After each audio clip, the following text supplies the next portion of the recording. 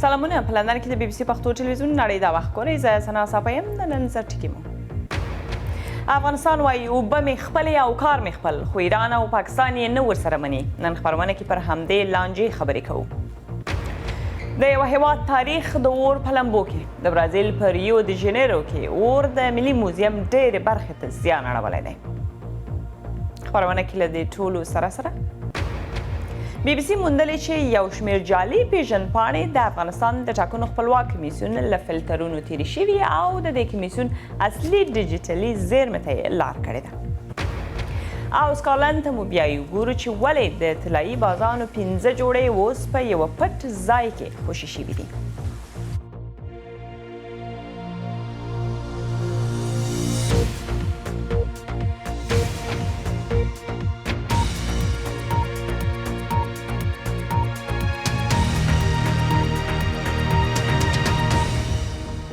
جوړ بخیر د بي بي سي پښتو ټلویزیون نړۍ د وخت خپرونه همدا اوس پر بي بي سي پښتو رادیو او فیسبوک هم په ژوندۍ بڼه خپرېږي هلته یې هم لیدلی او اوریدلی شئ په افغانستان کې یو شمېر خلک په دې باور دي چې په ځینو ولایتونو کې ناامني دې لپاره روانه ده چې هلته د اوبو بندونو جوړولو مخه ونیول شي د پاکستان ځینو لوړپوړو چارواکو ویلي چې په افغانستان کې د اوبو او برېښنا بندونو جوړېدل به د دوی په هیواد کې د اوبو پر بهیر اغیز وکړي تر دې وړاندې د ایران د بهرنیو چارو وزیر هم ویلي و هیواد به یې له افغانستان سره د اوبو د ستونزې هوارولو په پار له ټولو ممکنه وسیلو کار واخلي د اوبو په تړاو د بي بي سي په ځانګړو رپورټونو کې نن د نجمه ځلا دغه رپورټ ګورو د فراه درنه جګړه درې میاشتې وړاندې د افغانستان په لویدیځ فراه ولایت کې افغان سرتیري له طالب وسلوالو سره په جګړه وو نږدې و فراه ښار د طالب وسلوالو په ولکه شي دې حالت نږدې ټول لوړپوړي امنیتي چارواکي اړیستل چې فراه ته لاړ شي هلته افغان دفاع وزیر د فراه جګړه د اوبو جګړه وبلله جنگ فراه مطلق و دقیق جنگ مدیریت آب است د فراه جګړه مطلقاً او دقیقاً د اوبو د مدیریت جګړه ده له کله نه چې سلما بند جوړ شوی او د بخش آباد هغه لومړني کارونه پیل شوي موږ په دغه دښمنۍ اوښتي یو فرارود اوبه یې مخامخ ایران ته ځي افغان حکومت پر دې رود بخش آباد بند جوړوي هغه بند چې 1380 میلیون متر مکعب اوبه ذخیره کولی شي د سیمې خلک هم د همدې بند جوړېدا د خپل ولایت د ناامنۍ اصلي لامل یادوي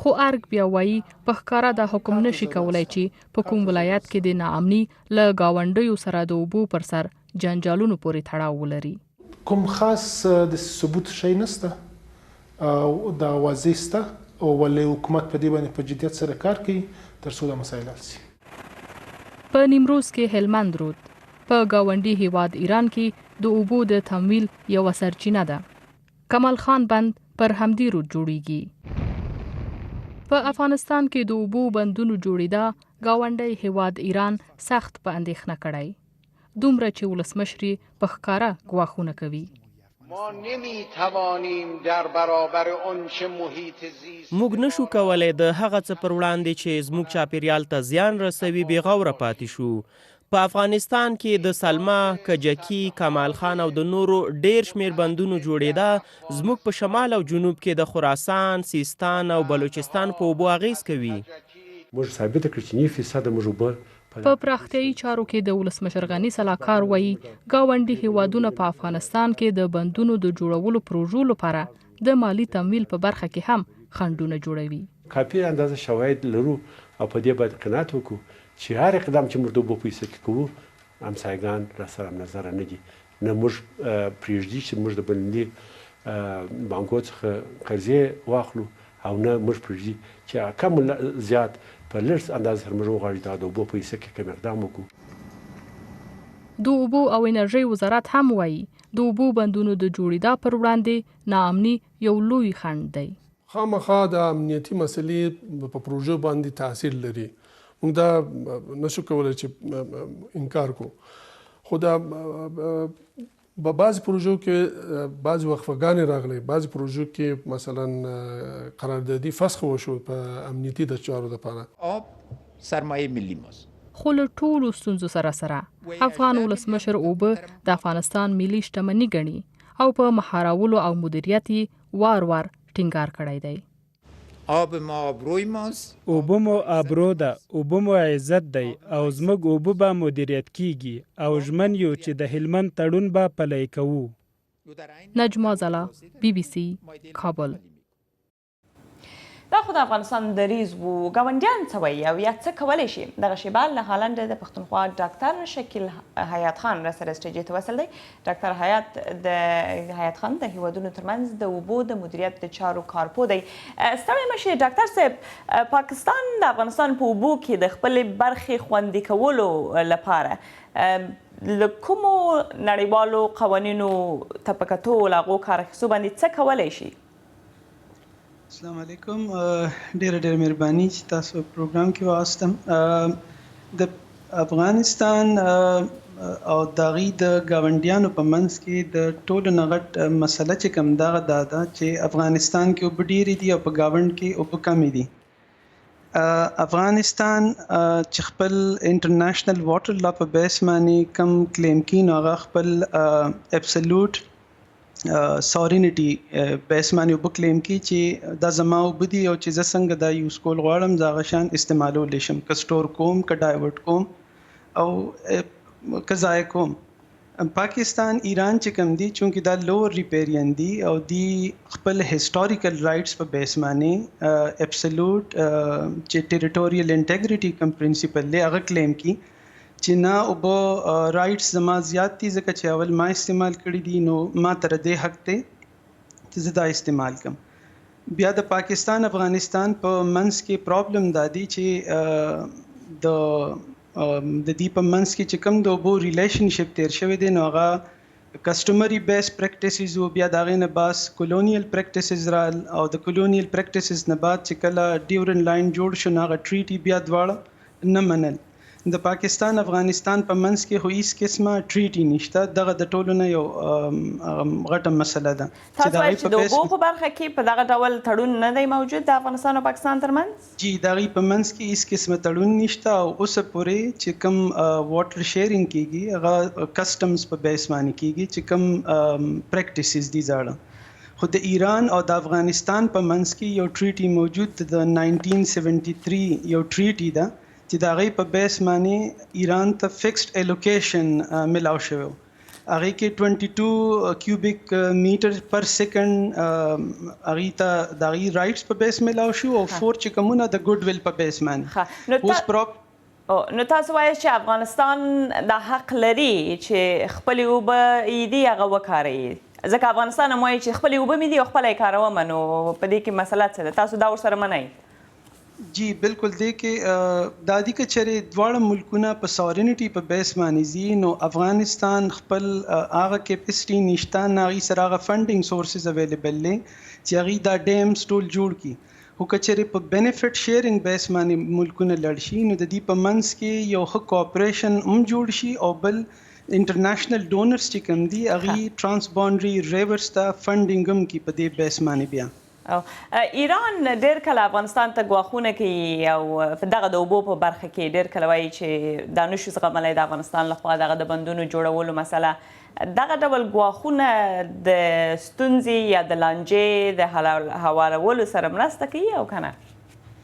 د دې اصل کې د ټولو نه غټ پرابلم چې دی که هغه ایران دی او که هغه پاکستان دی هغې ډومسټک واټر ایشوز دومره زیات دي، ډومسټک پور واټر مینجمنټ دی چې د هغې په بیس باندې هغه پریشر جوړ شي په انټرنیشنل لیول باندې هغه افغانستان باندې پریشر شروع کړي. که ایران خپل ډومسټک واټر مینجمنټ په صحیح آرډر کې راولي نو افغانستان سره د هغې د واټر بیس چې کوم ریلیشن دي هغه به دومره خرابېدو ته نه ځي. خو یو بل امپورټنټ څیز په دې کې چې کوم دی هغه زه منشن کول غواړم چې د دې درې ملکونو په منځ کې چې کوم دا کانفلیکټ روان دی اټس ناٹ اکچولی د واټر بیس کانفلیکټ نه دی خو د کنټریز په منځ کې ریلیشنشپ چې کوم دی هغه دې وخت کې یعنې ستونزه سیاسي ده، د اوبو پر سر نه ده. ډېره مننه ډاکټر شکیل حیات خان، ژوندی اوسئ. د اوبو د چارو د مدیریت د چارو کارپو کور مو ودان چې په خپرونه کې را سره وغږېدئ. په دې اړه که نور معلومات تاسو غواړئ کولی شئ زموږ ویب پاڼې ته سر ورښکاره کړئ، هلته یې وګورئ، ولولئ او یا واورئ. BBC پښتو ټکی کام یې پاتې ده، پته پر سکرین باندې هم ګورئ. د سیمې او نړۍ په یو څو نور لنډو خبرونو کې بیا په میانمار کې د رویټرز خبري اژانس 2 ژورنالستانو ته د هیواد د محرمو اسنادو د افشا کولو قانون له مخې د 2 کلن بند سزا ورکړل شوې ده. والون او کیاو سو وایي دوی د پوځ لخوا د روهینجا مسلمانانو د وژلو د پلټنې له امله تورن شوي دي. امریکا وایي دا قضیه ډېره خواشینونکې ده. اروپایي اتحادیې غږ کړی دی چې دا کسان باید ډېر ژر خوشي شي. نړیواله محکمه بیا چې د ملګرو ملتونو تر ټولو مهمه محکمه ده پر دې غور کوي چې آیا په 1980 کلونو کې بریتانیا کله چې د چاګوس ټاپوګان له مورشس بیل کړل او خلک یې ترې وشړل نړیوال قانون مات کړی دی او که نه. د هغه مهال استعماري واکمنې بریتانیا بیا وروسته امریکا ور وبلله چې په ډیګو ګارسیا کې یوه پوځي اډه جوړه کړي. او په عراق کې له عمومي ټاکنو راهیسې نن د پارلمان په لومړۍ غونډه کې 2 سیاسي ائتلافونو هڅه کوله چې ثابته کړي په پارلمان کې اکثریت څوکۍ ولري. د یوې ډلې مشري مشهور مذهبي مشر مقتدال صدر او اوسنی لومړی وزیر حیدر العبادي کوي. د بلې ډلې مشران بیا د ایران دوه مهم پلویان دي. یو پکې پخوانی لومړی وزیر نوري المالکي دی. په برازیل کې یو تر ټولو ډېر زوړ ساینسي مرکز چې 20 میلیونه توکي پکې دي د اور په لمبو کې سوځي. په دغه ځای کې د انسانانو تر ټولو ډېر زاړه هډونه چې د امریکا په وچه کې موندل شوي دي هم ساتل کېدل. په پیښه کې هیڅوک نه دي ژوبل شوي، خو د برازیل موزیم د مشر په وینا دغه پیښه تر کلتوري ټراجډۍ کمه نه ده. د ساينس، تاریخ او کلتوري مطالعاتو لپاره د برازیل یو تر ټولو نامتو مرکز د اور لمبو کې ونړید. د ریو په ملي موزیم کې د یکشنبه پر ماښام هغه مهال اور ولګي چې موزیم تړلی و. ټوله شپه اور بل و. دا زړه ودانۍ په 1800 کال کې د پرتګالي شاهي کورنۍ کور و. دلته د انسان پیژندنې، بیولوژي او لرغون پیژندنې په اړه په میلیونونو توکي ساتل شوي ول. د لوزیا په نامه تر ټولو پخوانی اسکلیټ هم دلته ساتل کېده چې امریکا کې موندل شوی او 12,000 کاله پخوانی و. دغه برازیلایي ډایناسور هم په نږدې وروستیو کې دلته نندارې ته وړاندې شوی و. د برازیل ولسمشر موزیم ته وراوښتی زیان بې حسابه وباله. له دغې پیښې وروسته پر حکومت نیوکې بیخي ډېرې شوي. دا پرې یو بل ګزار و. وړاندې برازیل کې پر ساینسي څېړنو او پوهنتونونو بودیجه کمه کړې وه. موزیم ته له کلونو راهیسې د ښې بودیجې او پیسو غوښتنه کېدله چې د هغه څه چې وشول مخه پرې ونیول شي. ډېره خواشینونکې پیښه ده، خو باید کار ته دوام ورکړو. د موزیم شاوخوا نلونو کې د اوبو د نشتوالي له امله د اور وژونکو کار ځنډېدلی و. بیا د اوبو ټانکرونه سیمې ته وغوښتل شول چې بیخي ډېر وخت یې ونیو. دا د یو هیواد په ډېرې مهمه برخه کې چې ساينس، ټکنالوژي او کلتوري پوهنه ده د اقتصادي کړکېچ او د پانګونې د کمښت پایله ده. برازیل د سوړ بازارۍ او اوږدمهاله اقتصادي کړکېچ پای ته رسولو کې له ډېرو ستونزو سره مخ دی. خو د تاریخ د دغې مهمه برخې له منځه تلل به یې د راتلونکي په اړه د هیلو په غوړېدو کې مرسته ونه کړي. د BBC پښتو ټلویزیوني خپرونه ګورئ. اوس لږه لنډه دمه لرو، بیا تر رسنیږو راسره اوسئ او چېرې مه ځئ.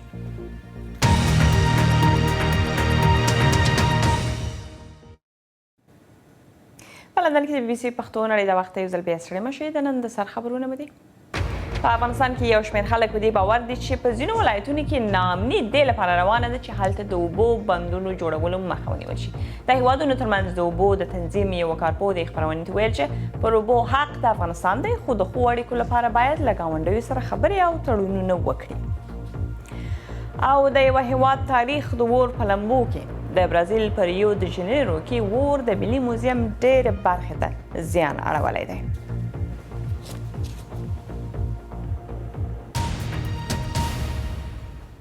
BBC په افغانستان کې موندلې چې یو شمېر جعلي پیژندپاڼې د ټاکنو خپلواک کمیسیون له فلټرونو تېرې شوي او د دې کمیسیون اصلي ډیجیټلي زیرمې ته یې لار کړې ده. 2 ورځې وړاندې د ګوندونو لوی ټلوالې په نوم ایتلاف د زرګونو ادعا شویو جعلي تذکرو په ښودلو ادعا وکړه چې څه باندې 10,000 جعلي سټیکر لرونکي پیژندپاڼې یې موندلې دي. د ټاکنو خپلواک کمیسیون بیا ملي ګوندونو ټلوالې ته د پرې ګوته نیسي چې ګواکې دوی په دغو خبرو د ټاکنو بهیر ټاکنی کوي. زموږ همکار عبید الله حسام پرې رپورټ لري. د افغانستان د ګوندونو ټلوالې له یوه غړي مو 50 جعلي تذکرې او 15 سټیکرونه ترلاسه کړل. د یوه کس لپاره په بیلو نومونو 15 پیژندپاڼې، بې انځوره تذکرې چې د ټاکنو کمیسیون سټیکرونه پرې نښلول شوي. موږ هڅه کوله چې د دې تذکرو اصلي او جعلي معلومې کړو. 2 ورځې وړاندې د افغانستان د ګوندونو ملي ائتلاف په نوم سیاسي بهیر زرګونه تذکرې رسنیو ته وښودې چې ګویا د پیژندپاڼې له بیلو ولایتونو راټولې شوي او ښکاروي چې درغلي شوې ده. د ټاکنو خپلواک کمیسیون مشر عبدالبدی سیاد وایي دوی د هر سټیکر پر وړاندې مسؤل دي، خو زیاتوي معلومه نه ده چې دا شوي سټیکرونه او تذکرې اصلي دي او که نه. خو دغه تذکره دغه کس کولی موږ د کمیسیون له یوه غړي سره د دې کمیسیون په اصلي ډیجیټلي زیرمه کې یو شمېر پیژندپاڼې او سټیکرونه وکتل. ځینې سټیکرونه اصلي او د ټاکنو کمیسیون کې راجستر وو. شخصا همچنان کمیسیون تقاضا کرد از کمیسیون د افغانستان د ملي ګوندونو له ټلوالې غوښتنه وکړه چې دغه ټول اسناد په خوندي توګه ور وسپاري، لکه څنګه چې تاسې دلته پیژندپاڼې وازمویلې، همداسې د یوه پلاوي پر وړاندې غواړو یوه تذکره وګورو. کمیسیون د دې پر وړاندې جدي ګام پورته کوي. څو جعلي تذکرې مو وموندې چې د ټاکنو کمیسیون له چاڼه تیرې شوي او اصلي ډیجیټلي زیرمې ته یې لار کړی. تر اوسه د دوی سیستم ته څه باندې د 15 میلیونه رای ورکوونکو پیژندپاڼې ورزیاتې شوي، خو نږدې 90,000 یې څو ځلې ثبت شوي دي. موږ ډیټا انټري لرو او بیا وریفیکیشن لرو. تا یوازې داسې ده چې یو بار انټري کوي، یو ریکارډ مکمل انټري کوي، بیا یو بل کس تاسو ریکارډ ګوري چې ټول هغه معلومات چې په کتاب باندې لیکل شوی ده درست په سیستم رسیدلی ده که نه.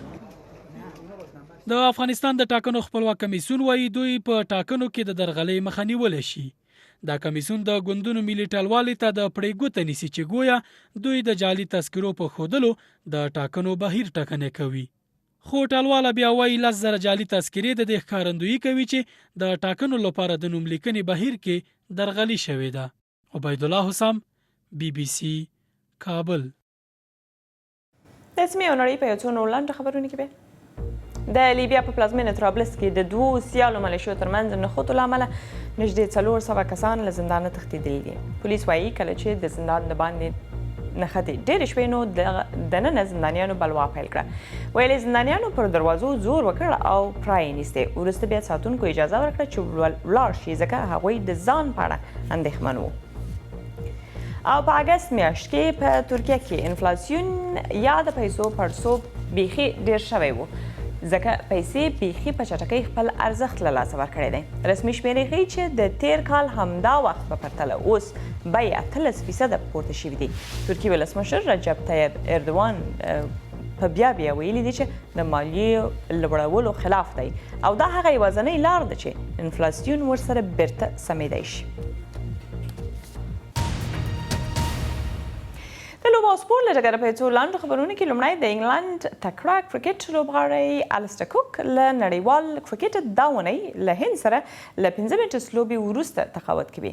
دغه 33 کلن تر اوسه 12,254 منډې کړي دي او په 160 لوبو کې 32 سلیزې کړي دي. کوک وایي نور داسې څه نشته چې دی وکړي.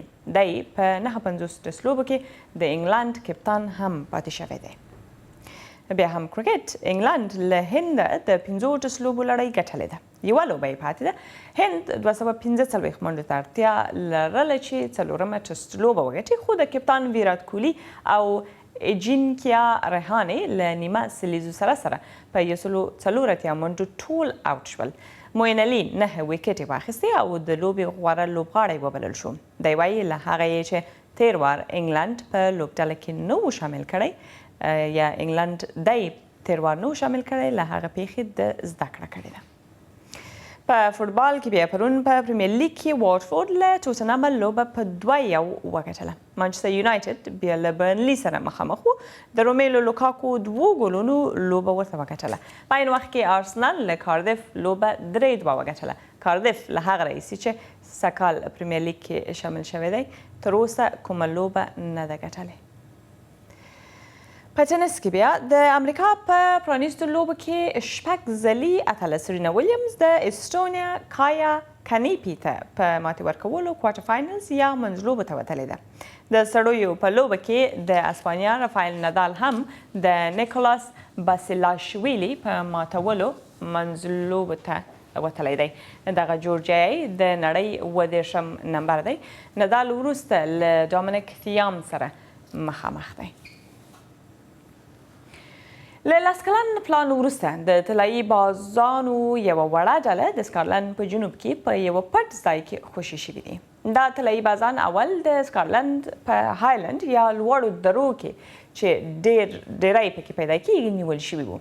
دا داسې 15 جوړې دي چې کولی شي راتلونکی نسل ولري. نو همدې لپاره د سکاټلند په جنوب کې خوشي شوي دي ځکه په دغه ځای کې پخوا دغه شوي نه وو.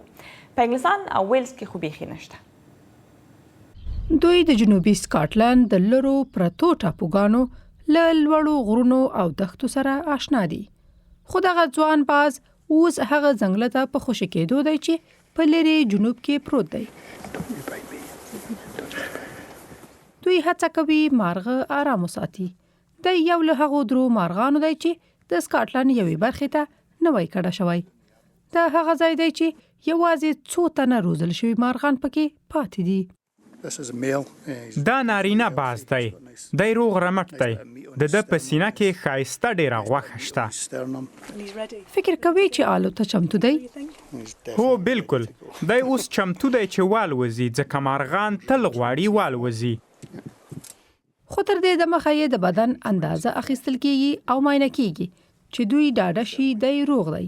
بیا د سټلایټ د څار دغه آله ورغوستل کېږي چې الوتنه یې وڅاري. د سکاټلند طلایي مرغان له ننګونو سره مخامخ وو ځکه بزګرانو به د مالدارۍ په موخه وژل. خو هغه کسان چې د دې پروژې لپاره کار کوي ډاډه دي چې له تود هرکلي سره به مخامخ شي.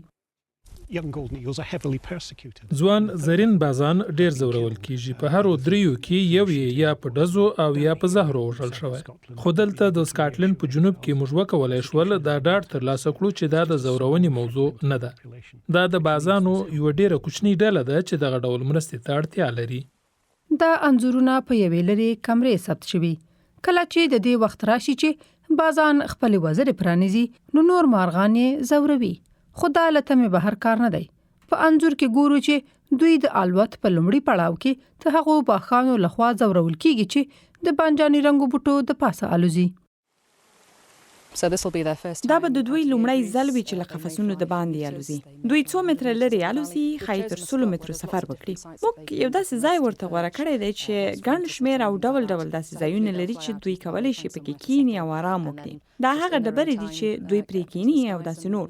نو هیله لرو چې دوی د درې له پاسه والوزي او یو داسې ځای ومومي چې پکې ځای پر ځای شي او بیا په خپل وخت کې اسمان ته پورته شي او سیل وکړي.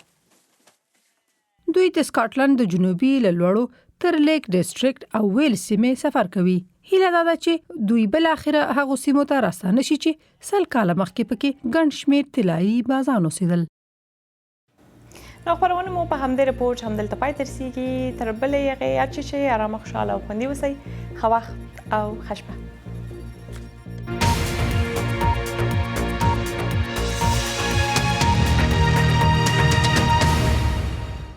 Thank you.